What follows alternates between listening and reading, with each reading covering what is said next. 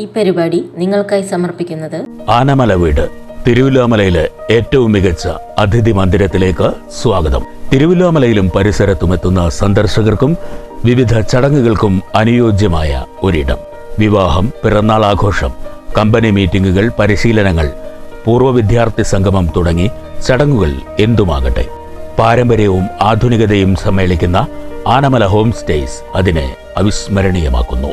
10 മുതൽ 12 പേർക്ക് വരെ താമസിക്കാനുള്ള AC മുറികൾ, വീട്ടിലെ ഭക്ഷണം, കാർ പാർക്കിംഗ് സൗകര്യം, ചെറിയ ചടങ്ങുകൾക്കുള്ള ഹാൾ തുടങ്ങി എല്ലാ സൗകര്യങ്ങളോടും കൂടി പ്രകൃതിയുടെ തനത് സൗന്ദര്യം ചോരാതെ ശാന്തമായ അന്തരീക്ഷത്തിൽ പ്രവർത്തിക്കുന്ന ആനമല വീട്, Anamala home stays, Kattukulam, Thiruvallamala.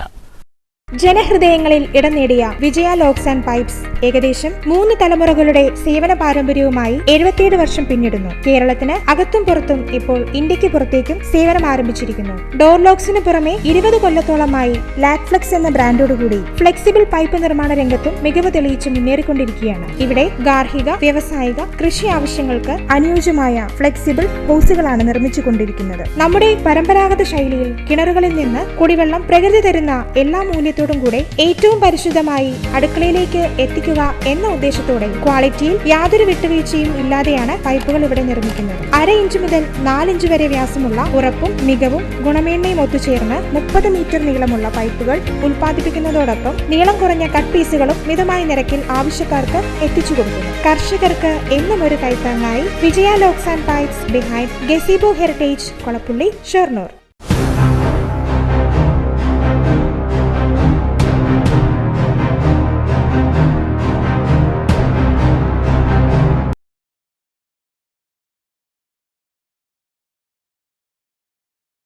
Allopathy, Ayurveda, homeo ആശുപത്രികൾ ഒരേ സ്ഥലത്ത് പ്രവർത്തിക്കുന്നതുകൊണ്ട് വളരെയേറെ ജനങ്ങൾക്ക് ഉപകാരപ്രദമാണെന്ന് ആരോഗ്യ വിദ്യാഭ്യാസ standing committee chairperson M Rama പറഞ്ഞു.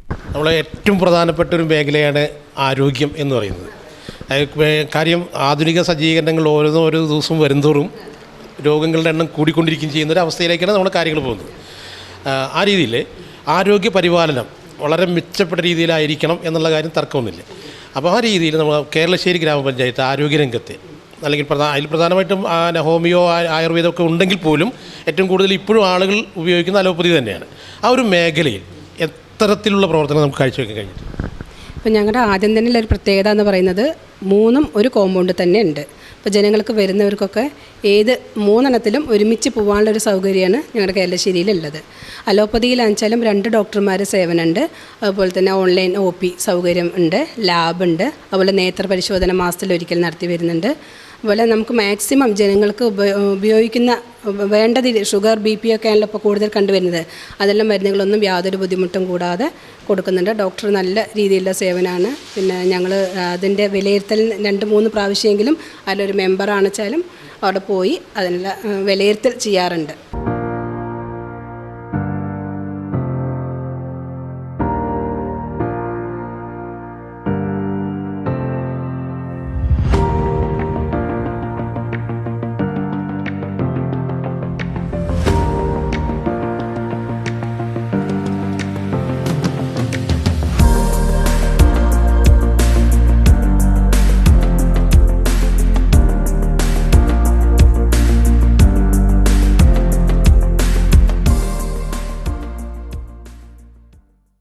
അത്യാധുനിക സൗകര്യങ്ങൾ ഉൾപ്പെടെ 3 കേന്ദ്രങ്ങളിലും സജ്ജീകരിച്ചിട്ടുണ്ട്. ഡോക്ടർമാരുടെ സേവനം ഉറപ്പുവരുത്താനാകുന്നുണ്ടെന്നും ആവശ്യത്തിന് മരുന്നുകളുടെ ലഭ്യത ഉറപ്പുവരുത്തിയിട്ടുണ്ടെന്നും രമ വിവരിച്ചു. നമ്മൾ ഏകദേശം നമ്മൾ അലോപ്പതിയിൽ മാത്രം പിന്നെ ഒരു OP വിഭാഗം എന്നുള്ള നിലയിൽ ഒരു ശരാശരി ഒരു ദിവസം എത്ര ആളുകൾ 150 കുറയാതെ വരുന്നുണ്ട്. ഇവർക്കൊക്കെ ആവശ്യത്തിനുള്ള മരുന്നുകൾ കൊടുക്കാൻ നമുക്ക് കഴിയുന്നുണ്ട്. തീർച്ചയായിട്ടും കഴിയുന്നുണ്ട്. അതിനൊരു മുടക്കം ഇതുവരെ വന്നിട്ടില്ല.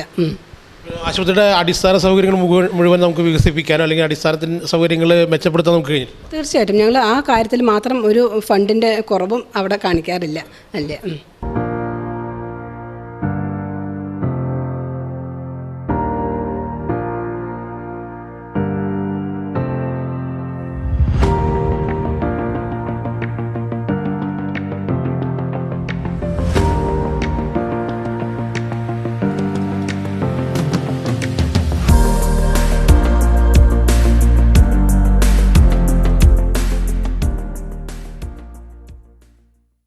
അടിസ്ഥാന സൗകര്യങ്ങൾ ഒരുക്കുന്നതിൽ ഒരു വിട്ടുവീഴ്ചയും സംഭവിച്ചിട്ടില്ല. പാലിയേറ്റീവ് പ്രവർത്തനവും ആശാവർക്കർമാരുടെ സേവനവും പ്രശംസനീയമാണെന്നും 4 സബ് സെന്ററുകൾ സജീവമായി പ്രവർത്തിക്കുന്നുണ്ടെന്നും വിവിധ തരം ബോധവൽക്കരണ പരിപാടികളും സജ്ജമാക്കുന്നതിൽ ഗ്രാമപഞ്ചായത്ത് ശ്രമം നടത്തുന്നുണ്ടെന്നും രമ കൂട്ടിച്ചേർത്തു.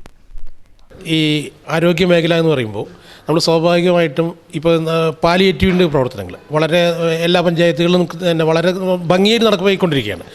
അതിൽ ആശാവർക്കർമാരുടെ പങ്ക് വളരെ നിർണായകമാണ്. അപ്പോൾ ആ രീതിയിൽ പാലിയേറ്റീവും ആശാവർക്കർമാരുടെ സേവനത്തെക്കുറിച്ചൊന്ന് വിവരിക്കാം. നമ്മുടെ പഞ്ചായത്തിൽ ഇപ്പോൾ ഒരു 150ഓളം വരുന്ന രജിസ്റ്റർ ചെയ്ത പാലിയേറ്റീവ് പേഷ്യൻസ് ഉണ്ട്. അപ്പോൾ പാലിയേറ്റീവ് നഴ്സ് കൃത്യമായി അവരെ സന്ദർശിക്കുകയും അതുപോലെ തന്നെ ഒരു 1-2 ആശാവർക്കർമാരുടെ സേവനം അതിനോടൊപ്പം നൽകി വരാറുണ്ട്. അതുപോലെ ഞങ്ങൾ മരുന്നുകൾക്കൊന്നും യാതൊരു ബുദ്ധിമുട്ടും അവിടെ ചെയ്യാറില്ല. അവർക്ക് വേണ്ട പാഡ് പോലുള്ള കാര്യങ്ങൾ, അതുപോലെ ഡയാലിസിസ് ചെയ്യുന്ന പേഷ്യൻസിന് നമ്മൾ ഡയാലിസിസ് കിറ്റ് കൊടുത്തു വരുന്നുണ്ട്.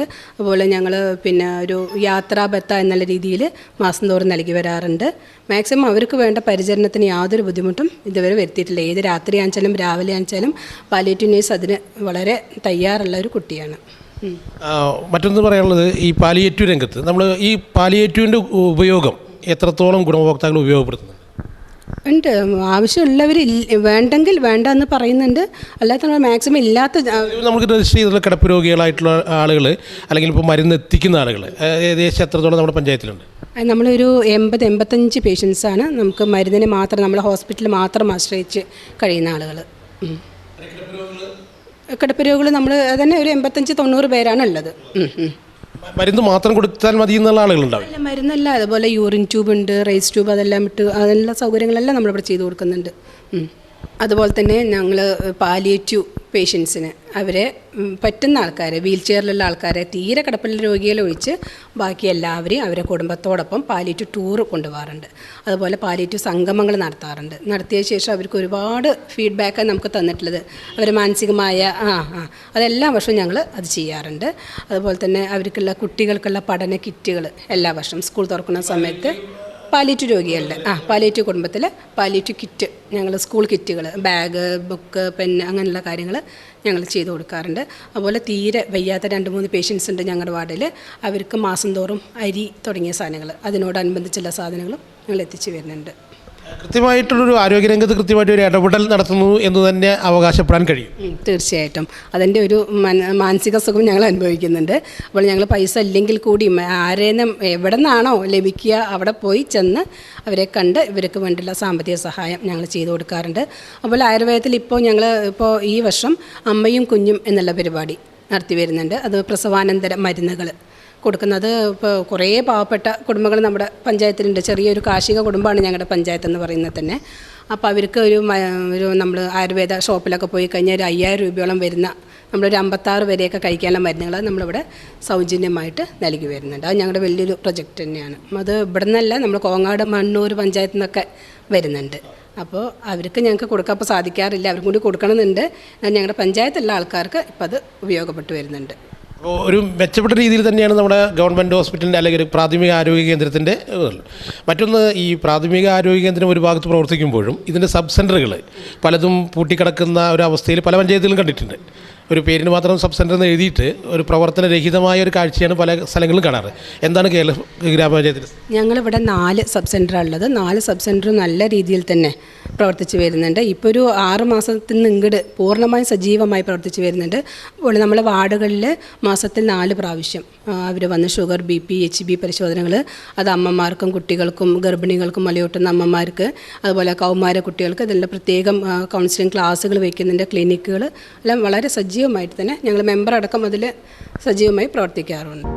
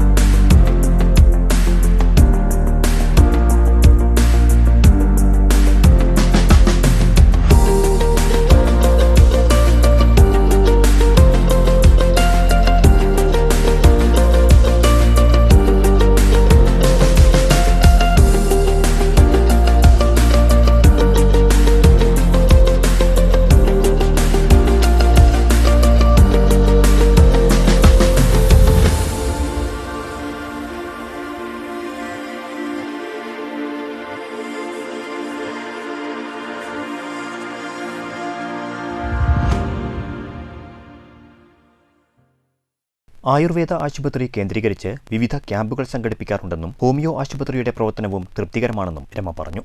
കാര്യമായിട്ട് വൃദ്ധജനങ്ങൾ ആശ്രയിക്കുന്ന ഒരു മേഖലയാണ് ആയുർവേദം. ആ ആയുർവേദ രംഗത്ത് അവർക്ക് വേണ്ട ഒരു പരിപാലനം കൃത്യമായി കിട്ടാൻ അല്ലെങ്കിൽ കൃത്യമായി ഡോക്ടർ സേവനം, മരുന്നുകളുടെ സേവനമൊക്കെ ലഭ്യമാക്കാൻ കഴിഞ്ഞിട്ടുണ്ട്. അതിന് വേണ്ടിയിട്ട് ഞങ്ങൾ ക്യാമ്പുകൾ നടത്താറുണ്ട്. 6 മാസത്തിലൊരിക്കൽ ആദ്യമൊക്കെ നടത്തി വരുന്നുണ്ടെന്ന്. ഇപ്പോൾ അങ്ങനെയല്ല, ഇപ്പോൾ 2-3 മാസത്തിലൊരിക്കലെങ്കിലും. അപ്പോഴത്തെ SC-കാർക്കുള്ള പ്രൊജക്റ്റ് വേറെ ഇപ്പോൾ വന്നിട്ടുണ്ട്. ഓരോ കിറ്റ് മരുന്നുകളാണ് അത് കൊടുക്കുന്നുണ്ട്. അതുപോലെ നമ്മൾ വേറെ ആർക്ക് വേണമെങ്കിലും നമ്മൾ മെമ്പർമാർ സമീപിച്ച് കഴിഞ്ഞാൽ അവർ ക്യാമ്പ് ചെയ്യുന്നുണ്ട്.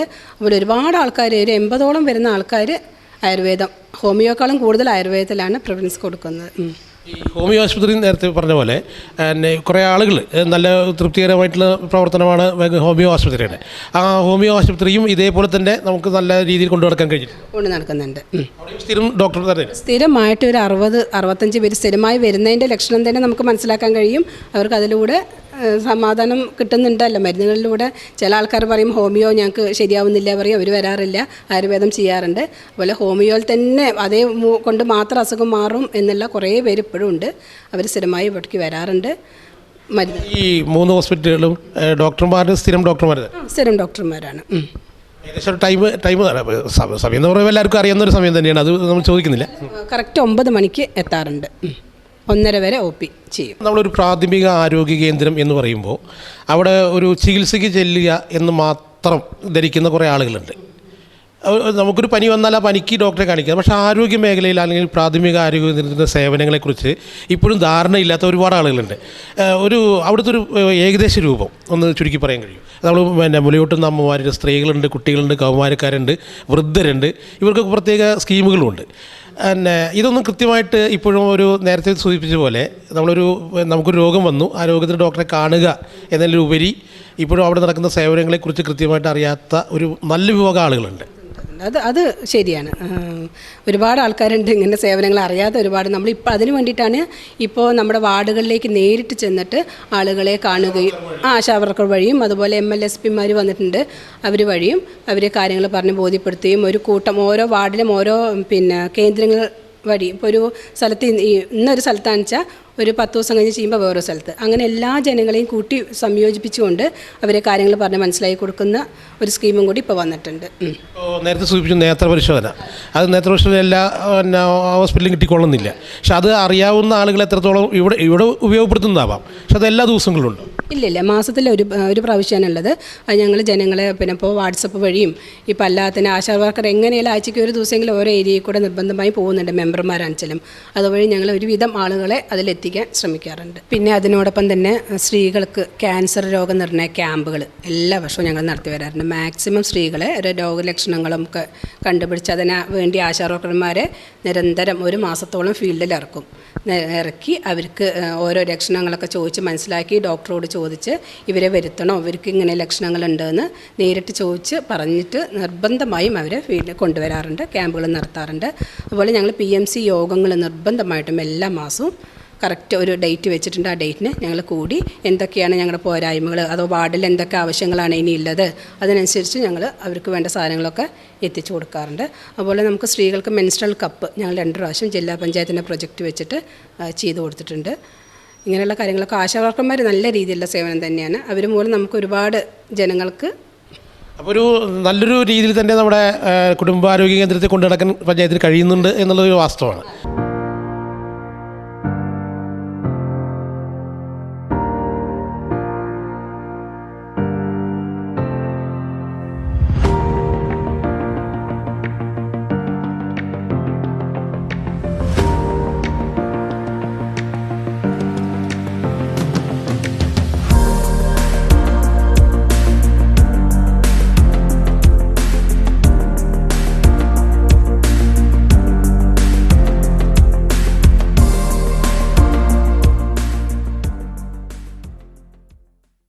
ശുചിത്വ മേഖലയിൽ ഹരിതകർമ്മസേന നിർണായക പങ്ക് തന്നെയാണ് വഹിക്കുന്നത്. നിരന്തരമായ പരിശോധനയും കർശനമാക്കിയിട്ടുണ്ട്. വ്യാപാരികളുടെ സഹകരണം തൃപ്തികരമാണ്. ആരോഗ്യരംഗത്ത് വ്യക്തമായ കാഴ്ചപ്പാടോടുകൂടി തന്നെയാണ് തങ്ങൾ പ്രവർത്തിക്കുന്നത്. കുടുംബാരോഗ്യ കേന്ദ്രം കേന്ദ്രീകരിച്ച് വനിതകൾക്കുള്ള ജിംനേഷ്യം പദ്ധതി ഉടൻ തന്നെ പ്രാവർത്തികമാക്കുമെന്നും രമ വിവരിച്ചു. ആരോഗ്യമേഖലയായിട്ട് ബന്ധപ്പെട്ടിട്ടാണ് നമുക്ക് ശുചിത്വം വളരെ നിർണായകമായ ഒരു ഘടകമാണ്. നമ്മൾ എത്രത്തോളം പദ്ധതികൾ വന്നാലും ഈ വലിച്ചെറിയപ്പെടുന്ന ഒരു മാലിന്യം പല പഞ്ചായത്തുകളിലും ഈ രാത്രിയുടെ മറവിൽ ചെയ്യുന്ന കുറേ കാര്യങ്ങളുണ്ട്. അപ്പോൾ ആ ശുചിത്വ മേഖലയിൽ ആരോഗ്യ പ്രവർത്തകരുടെ അല്ലെങ്കിൽ ആരോഗ്യ ഉദ്യോഗസ്ഥന്മാരുടെ സേവനം എത്രത്തോളം മെച്ചപ്പെടുത്താൻ കഴിയില്ല, അല്ലെങ്കിൽ അവരുടെ ഒരു സമീപനം, അവരുടെ റെയ്ഡ് അല്ലെങ്കിൽ അവരുടെ ഒരു പരിശോധന എത്രത്തോളം നടപ്പാക്കാൻ കഴിയും? ഞങ്ങളിപ്പോൾ ശുചിത്വ മേഖലയിൽ പറയുകയാണെന്ന് വെച്ചാൽ ഞങ്ങൾക്ക് ഹരിതകർമ്മസേന അവരുടെ സേവനം വളരെയധികം മെച്ചപ്പെട്ടത് തന്നെയാണ്. ഞങ്ങൾക്ക് 16 ഹരിതകർമ്മസേനയാണ് ഉള്ളത്. അതുപോലെ നമ്മുടെ ശുചിത്വമായി ബന്ധപ്പെട്ടിട്ട് ഇതൊരു 5-6 സ്ഥലം, ഒരു ഏരിയ ഉണ്ട്, ഫോറസ്റ്റ് ഏരിയ പോലത്തെ സ്ഥലങ്ങളിലാണ്. അവിടേക്ക് ഒരുപാട് മാലിന്യം വലിച്ചെറിയപ്പെടുന്ന ഒരു സ്ഥലം തന്നെയാണ്. 2-3 സ്ഥലത്ത് നമ്മൾ സ്നേഹാരാമം പോലുള്ള കാര്യങ്ങൾ ചെയ്തു. അവിടെ എല്ലാം മാലിന്യങ്ങളൊക്കെ മാറ്റി പിന്നെ ചെടികളൊക്കെ വെച്ച് പിടിപ്പിച്ച് അതിപ്പോഴും തുടർന്ന് പോയി ഉദ്യാന മോഡൽ അങ്ങനെ ഉദ്യാന മോഡൽ ചെയ്തു വരുന്നുണ്ട്. പിന്നെ നമ്മൾ കടകളിലാണെച്ചാലും ഓരോ ഇങ്ങനെയുള്ള മാലിന്യം നിക്ഷേപിക്കുന്ന സ്ഥലങ്ങളിലൊക്കെ അവിടെ പോയി HI നമ്മുടെ ഓഫീസ് സ്റ്റാഫുകളൊക്കെ സന്ദർശിച്ച് അതിന് വേണ്ട കാര്യങ്ങളൊക്കെ ചെയ്തു വരുന്നുണ്ട്. HI നേരത്തെ സൂചിപ്പിച്ചു, ഈ വ്യാപാര മേഖലയിൽ പൊതുവേ ഒരു ക്രാഷ് ഉണ്ടാകുന്ന ഒരു സംവിധാനമുണ്ട് ഈ HIമാരായിട്ടും വ്യാപാരികളായിട്ടും. കാരണം അവർ പറയുന്ന എല്ലാ നിർദ്ദേശങ്ങളും കൃത്യമായിട്ട് പാലിക്കാൻ കഴിഞ്ഞോളുന്നില്ല എന്നുള്ളത് യാഥാർത്ഥ്യം കൂടിയാണ്.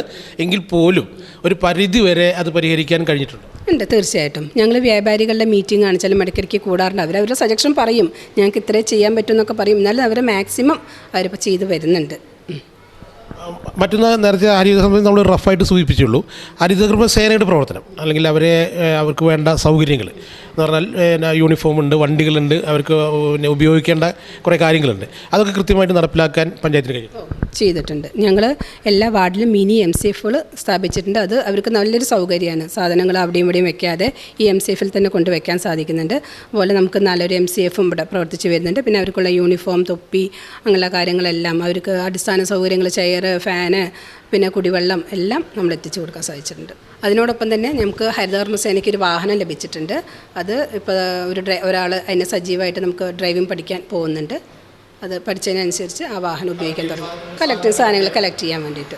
ഇപ്പോൾ ഒരു ജിംനേഷ്യം യൂണിറ്റ് തുടങ്ങുന്നതായി അറിയാൻ കഴിഞ്ഞു. അതെ, ഇനി അതിൻ്റെ ഇലക്ട്രിഫിക്കേഷൻ മാത്രമേ ചെയ്യാനുള്ളൂ. ബാക്കി കാര്യങ്ങളെല്ലാം പൂർത്തിയായിട്ടുണ്ട്. അത് സൗജന്യമായിട്ടുള്ളൊരു സംവിധാനമാണോ? സൗജന്യമാക്കണം എന്നാണ് ഞങ്ങളുടെ ആഗ്രഹം. പക്ഷേ ഒരാളെ വെക്കണമെങ്കിൽ തന്നെ അവർക്ക് ചെറിയൊരു ഫീസ് നമുക്ക് കൊടുക്കേണ്ടി വരും. അതിനുവേണ്ടി ചെറിയൊരു തുക മാത്രം ഈടാക്കിക്കൊണ്ട് ചെയ്യാനാണ് ഇപ്പോൾ വിചാരിക്കുന്നത്.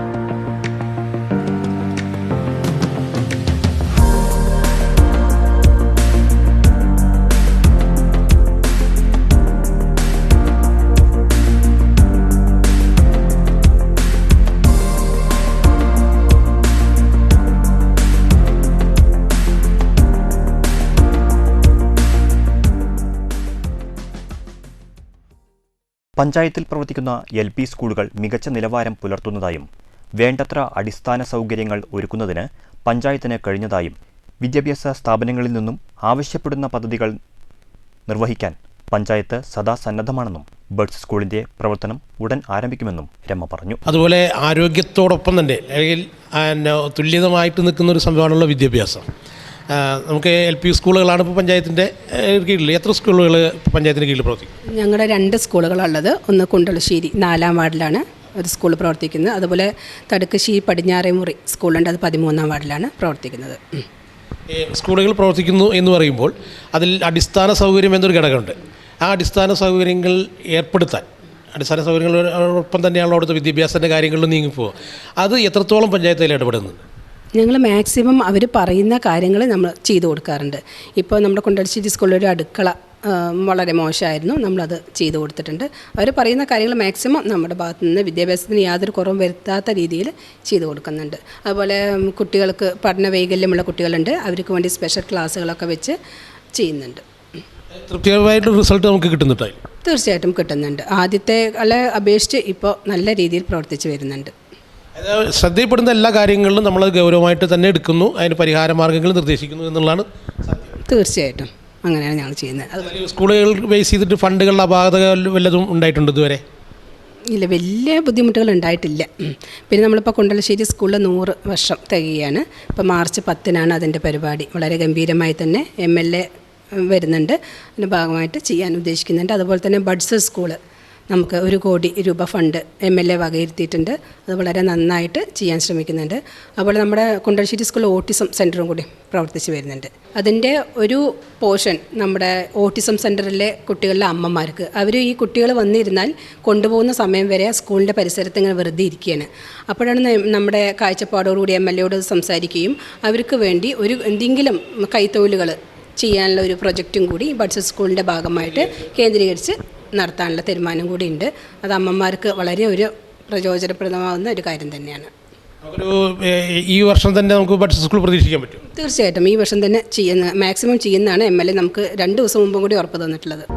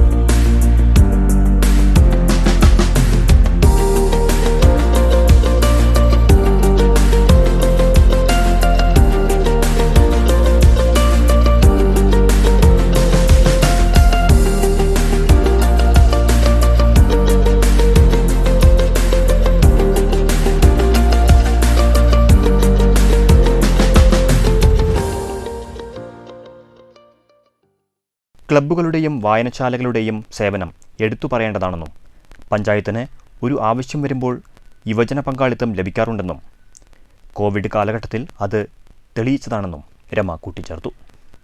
രോഗങ്ങൾ തടയുന്നതിന് ആരോഗ്യപ്രവർത്തകരുടെ നിർദ്ദേശങ്ങൾ കർശനമായി പൊതുജനങ്ങൾ പാലിക്കണമെന്നും ശുചിത്വ പ്രവർത്തനങ്ങളിൽ ബഹുജന പങ്കാളിത്തം വേണമെന്നും ഹരിതകർമ്മസേനയോട് പൂർണ്ണമായി സഹകരിക്കണമെന്നും രമ പറഞ്ഞു. മറ്റൊരു വകുപ്പെന്ന് പറയുന്നത് കായിക രംഗമാണ് നമ്മുടെ വകുപ്പിൻ്റെ കീഴിൽ വരുന്നത്. പ്രത്യേകിച്ച് യുവജന പ്രസ്ഥാനങ്ങൾ നല്ല രീതിയിൽ പ്രവർത്തിക്കുന്ന പല മേഖലകളിലും ഇപ്പോൾ ഉണ്ട്. കേരളശ്ശേരി പഞ്ചായത്തിൽ അത്തരത്തിൽ പ്രവർത്തിക്കുന്ന ക്ലബ്ബുകളോ അല്ലെങ്കിൽ വായനശാലകളൊക്കെ ആയിട്ട് എത്രത്തോളം ആളുകൾ നമ്മുടെ സജീവമായ രംഗത്തുണ്ട്? സജീവമായി ഒരുപാട് ചെറുപ്പക്കാർ നമ്മുടെ പ്രവർത്തിച്ച് വരുന്നുണ്ട്. നമ്മളിപ്പോൾ എന്തെങ്കിലും ഒരു ആവശ്യം വന്നിട്ടുണ്ടെങ്കിൽ ഓടിയെത്തുന്നത് യുവജന പ്രസ്ഥാനം തന്നെയാണ്. നമ്മളിത് അറിഞ്ഞിരിക്കുന്നത് കൂടുതൽ കോവിഡ് കാലത്താണ്.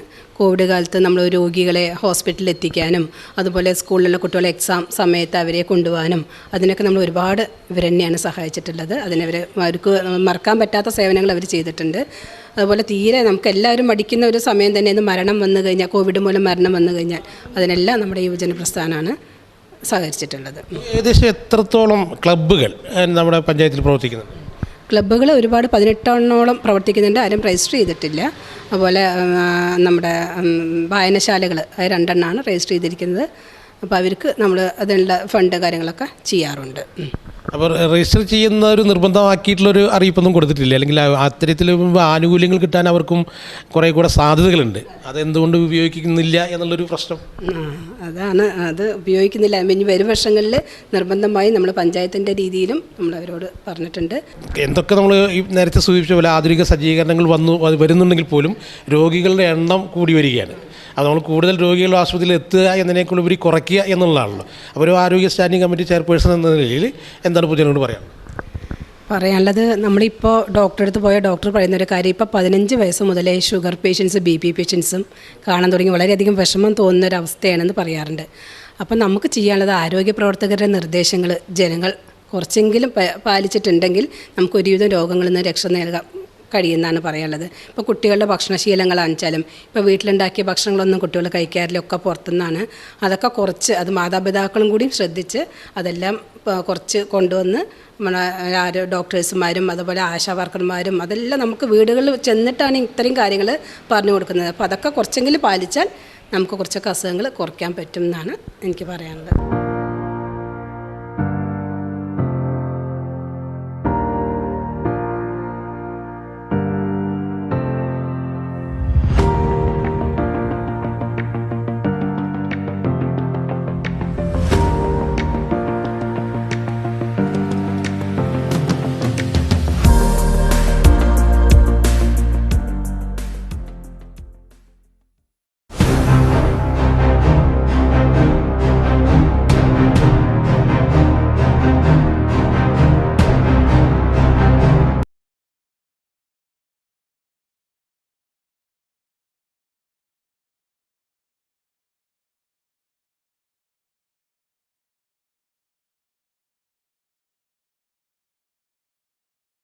ഈ പരിപാടി നിങ്ങൾക്കായി സമർപ്പിച്ചത് ആനമല വീട്. തിരുവില്ലാമലയിലെ ഏറ്റവും മികച്ച അതിഥി മന്ദിരത്തിലേക്ക് സ്വാഗതം. തിരുവില്ലാമലയിലും പരിസരത്തുമെത്തുന്ന സന്ദർശകർക്കും വിവിധ ചടങ്ങുകൾക്കും അനുയോജ്യമായ ഒരിടം. വിവാഹം, പിറന്നാൾ ആഘോഷം, കമ്പനി മീറ്റിംഗുകൾ, പരിശീലനങ്ങൾ, പൂർവ്വ വിദ്യാർത്ഥി സംഗമം തുടങ്ങി ചടങ്ങുകൾ എന്തുമാകട്ടെ, പാരമ്പര്യവും ആധുനികതയും സമ്മേളിക്കുന്ന ആനമല ഹോം സ്റ്റേസ് അതിനെ അവിസ്മരണീയമാക്കുന്നു. 10 മുതൽ 12 പേർക്ക് വരെ താമസിക്കാനുള്ള AC മുറികൾ, വീട്ടിലെ ഭക്ഷണം, കാർ പാർക്കിംഗ് സൗകര്യം, ചെറിയ ചടങ്ങുകൾക്കുള്ള ഹാൾ തുടങ്ങി എല്ലാ സൗകര്യങ്ങളോടും കൂടി പ്രകൃതിയുടെ തനത് സൗന്ദര്യം ചോരാതെ ശാന്തമായ അന്തരീക്ഷത്തിൽ പ്രവർത്തിക്കുന്ന ആനമല വീട്. Anamala home stays, Kattukulam, Thiruvilwamala. ജനഹൃദയങ്ങളിൽ ഇടം നേടിയ വിജയ ലോക്സ് ആൻഡ് പൈപ്സ് ഏകദേശം 3 തലമുറകളുടെ സേവന പാരമ്പര്യവുമായി 77 വർഷം പിന്നിടുന്നു. കേരളത്തിന് അകത്തും പുറത്തും ഇപ്പോൾ ഇന്ത്യക്ക് പുറത്തേക്കും സേവനം ആരംഭിച്ചിരിക്കുന്നു. ഡോർ ലോക്സിന് പുറമെ 20 കൊല്ലത്തോളമായി ലാക്ഫ്ലെക്സ് എന്ന ബ്രാൻഡോടുകൂടി ഫ്ലെക്സിബിൾ പൈപ്പ് നിർമ്മാണ രംഗത്തും മികവ് തെളിയിച്ച് മുന്നേറിക്കൊണ്ടിരിക്കുകയാണ്. ഇവിടെ ഗാർഹിക, വ്യവസായിക, കൃഷി ആവശ്യങ്ങൾക്ക് അനുയോജ്യമായ ഫ്ലെക്സിബിൾ ഹോസുകളാണ് നിർമ്മിച്ചുകൊണ്ടിരിക്കുന്നത്. നമ്മുടെ പരമ്പരാഗത ശൈലിയിൽ കിണറുകളിൽ നിന്ന് കുടിവെള്ളം പ്രകൃതി തരുന്ന എല്ലാ മൂല്യത്തോടും കൂടെ ഏറ്റവും പരിശുദ്ധമായി അടുക്കളയിലേക്ക് എത്തിക്കുക എന്ന ഉദ്ദേശത്തോടെ ക്വാളിറ്റിയിൽ യാതൊരു വിട്ടുവീഴ്ചയും ഇല്ലാതെയാണ് പൈപ്പുകൾ ഇവിടെ നിർമ്മിക്കുന്നത്. 1/2 ഇഞ്ച് മുതൽ 4 ഇഞ്ച് വരെ വ്യാസമുള്ള ഉറപ്പും മികവും ഗുണമേന്മയും ഒത്തുചേർന്ന് 30 മീറ്റർ നീളമുള്ള പൈപ്പുകൾ ഉൽപ്പാദിപ്പിക്കുന്നതോടൊപ്പം നീളം കുറഞ്ഞ കട്ട് പീസുകളും മിതമായ നിരക്കിൽ ആവശ്യക്കാർക്ക് എത്തിച്ചു കൊടുക്കുന്നു. കർഷകർക്ക് എന്നും ഒരു കൈത്താങ്ങായി Vijaya locks and pipes behind gazebo heritage, Kolappully, Shoranur.